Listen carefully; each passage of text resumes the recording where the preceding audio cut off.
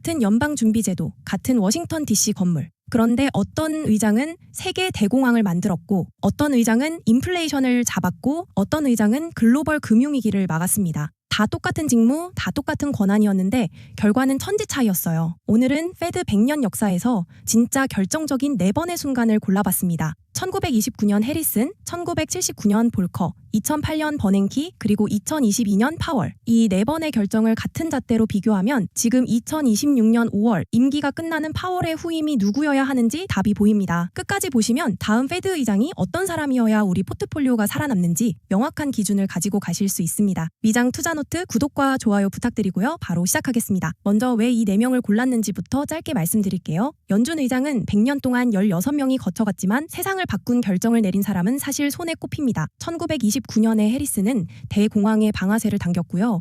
1979년에 볼커는 인플레이션이라는 괴물을 죽였고요. 2008년에 버냉키는 양적 완화, 즉 QE 시대를 열었고요. 2022년에 파월은 40년 만에 다시 볼커 모먼트를 시도했습니다.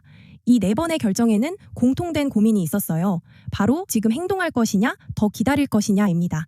연준의 가장 어려운 일은 정책 방향을 정하는 게 아니라 타이밍을 맞추는 거거든요. 방향이 맞아도 너무 늦으면 망하고 방향이 살짝 어긋나도 빠르면 살아남습니다. 오늘은 이 4번의 순간을 같은 4가지 잣대로 평가하겠습니다. 첫째 타이밍, 둘째 일관성, 셋째 시장과의 소통, 넷째 부작용, 그리고 마지막에 2026년 4월 현재의 파월에게도 같은 잣대를 들이대볼게요. 첫 번째는 1929년의 조지 해리슨입니다. 당시 그는 뉴욕 연방준비은행 총재였고 사실상 연준 정책을 좌우하던 인물이었어요. 1929년 10월 검은 화요일이 터집니다. 다우지수 하루 만에 12% 폭락. 이때 해리슨이 한 결정이 바로 긴축이었습니다. 금리를 내리는 게 아니라 올렸어요. 이유는 당시 정통 근본이제 사고방식이었습니다. 금이 빠져나가지 않게 하려면 금리를 높여야 한다. 이 논리였거든요. 결과는 참혹했습니다. 1930년부터 1933년까지 미국에서 은행이 약 9,000개 무너집니다. 화폐 공급량은 3분의 1이 증발했고 실업률은 25%까지 치솟았습니다. GDP는 거의 30% 줄어들었어요. 이게 그냥 미국만의 문제가 아니라 세계 대공황으로 번진 결정적 이유는 연준이 디플레이션을 막을 도구를 가지고 있었는데도 쓰지 않았다는 점입니다. 훗날 노벨상을 받은 밀턴 프리드먼은 이 시기를 연준이 만든 대공황이라고 정면으로 비판했어요. 4가지 잣대로 보면 타이밍 F, 일관성 D, 소통 F, 부작용 F, 그야말로 최악의 시나리오였습니다. 여기서 우리가 기억해야 할 교훈은요. 연준이 너무 늦거나 방향을 잘못 잡으면 시장이 무너지는 게 아니라 시스템 자체가 무너진다는 겁니다. 두 번째는 1979년의 폴 볼커입니다. 이 사람의 별명이 뭔지 아세요? 키가 2m 1cm의 시가를 항상 물고 다녀서 인플레이션 슬레이어, 인플레이션 학살자로 불렸습니다.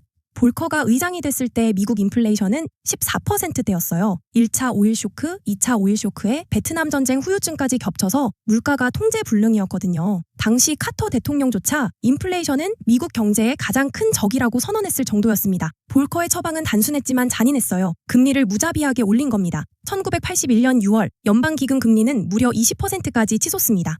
이게 어느 정도 충격이냐면 30년 만기 모기지 금리가 18%였어요. 집을 사려면 사실상 금융노예가 되는 수준이었죠. 당연히 경제는 박살났습니다. 1981년 7월부터 1982년 11월까지 미국은 2차 오일 쇼크보다 더 깊은 불황에 빠집니다. 실업률 11%, 농민 시위, 자동차 산업 마비. 볼커는 농민들이 트랙터로 연준 건물을 둘러싸는 항의를 받기까지 했어요. 그런데 결과는요.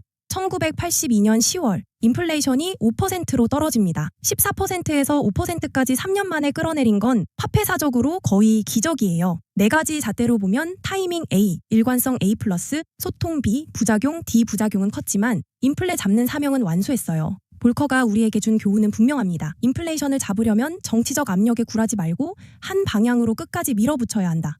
세 번째는 2008년의 벤 버냉키입니다. 재밌는 건 버냉키가 학자 시절부터 1929년 대공황은 왜 그렇게 커졌나를 평생 연구한 사람이라는 거예요. 다시 말해 해리슨의 실수를 누구보다 잘 아는 사람이 2008년 위기 한복판에서 의장이 된 거죠. 2008년 9월 리먼 브라더스가 무너지면서 글로벌 금융위기가 폭발합니다. 이때 버냉키가 꺼낸 카드는 2가지였어요. 첫 번째 카드는 금리, 연방기금 금리를 0%에 가깝게 떨어뜨립니다. 사상 처음이었어요. 두 번째 카드가 진짜 충격이었습니다. 바로 양적 완화, QE입니다. 쉽게 말씀드리면 연준이 직접 시장에서 국채와 모기지 채권을 사들이면서 돈을 푸는 겁니다. 2008년 8월 연준의 대차 대조표가 9천억 달러였어요. QE1, QE2, QE4를 거쳐서 2014년 10월에는 무려 4조 5천억 달러까지 부풀어 오릅니다. 6년 만에 대차대조표가 5배가 된 거예요. 이게 옳았느냐 틀렸느냐 지금까지도 논쟁이 계속됩니다. 긍정적인 면은 명확해요. 1929년 같은 대공황을 막았습니다. 실업률은 10%에서 5% 아래로 다시 내려왔고요. 하지만 부작용도 명확합니다. 자산가격 거품, 빈부격차 확대, 그리고 무엇보다 시장은 연준이 받쳐줄 거야 라는 모럴 해저드, 즉 연준 의존증이 생겼습니다. 4가지 잣대로 보면 타이밍 A, 일관성 B+, 소통 A-, 부작용 C 위기는 막았지만 청구서는 다음 세대에 떠넘긴 정책이었어요. 4번째, 그리고 지금 진행 중인 결정이 바로 2022년 제롬 파월입니다. 파월이 받은 손에 들어온 카드는 사실 최악이었어요. 2021년 인플레이션이 7%를 넘기 시작했는데 그때 파월의 진단은 일시적이다, 트랜지토리였습니다. 지금 돌아보면 너무 늦었던 거예요. 2022년 3월 결국 파월은 금리를 올리기 시작합니다. 그런데 한 번 올리기 시작하니까 멈출 수가 없었어요. 2022년 3월부터 2023년 7월까지 16개월 동안 무려 525 베이시스 포인트를 올립니다. 연방기금금리가 0.25%에서 5.5%까지 21배 뛰어버린 거예요. 이건 1980년 볼커 이후 가장 빠른 금리 인상 속도입니다. 시장에서는 이걸 볼커 모먼트의 재현이라고 불렀어요. 사람들은 다 무서워했습니다. 또 1980년대처럼 깊은 불황이 올 거라고요. 그런데 2026년 4월 지금 시점에서 보면 의외로 미국 경제는 살아있어요. 실업률은 4% 초반대, 인플레이션은 3% 부근까지 내려왔고 S&P 500은 사상 최고가 부근입니다. 소위 말하는 연착륙 시나리오가 실현되고 있는 건데요. 파월의 4가지 잣대를 매겨보면 타이밍 C, 일관성 B, 소통 B-, 부작용 B+. 시작은 늦었지만 그 뒤에 일관되게 밀어붙인 게 결국 결과를 만들어낸 셈이에요. 다만 파월에게 마지막 시험이 남아 있습니다. 양적 긴축, 즉 QT의 종료 시점, 그리고 다음 사이클의 첫 금리 인하 시점을 어떻게 잡느냐, 이걸 마무리해야 진짜 평가가 나옵니다.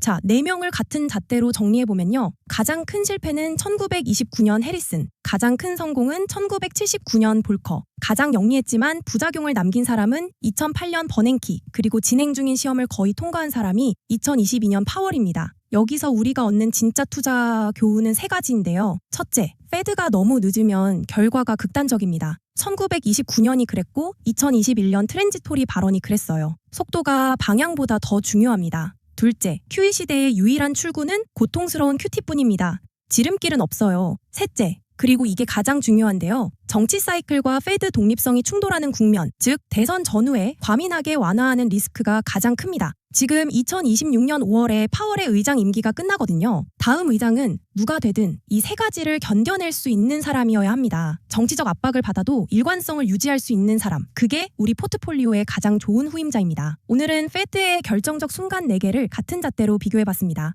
다음 주에는 이 4번의 결정이 만든 자산 가격의 장기 사이클, 그리고 지금 우리가 그 사이클에 어디에 서 있는지 분석해보겠습니다. 영상이 도움이 되셨다면 구독, 좋아요, 알림 설정 부탁드립니다.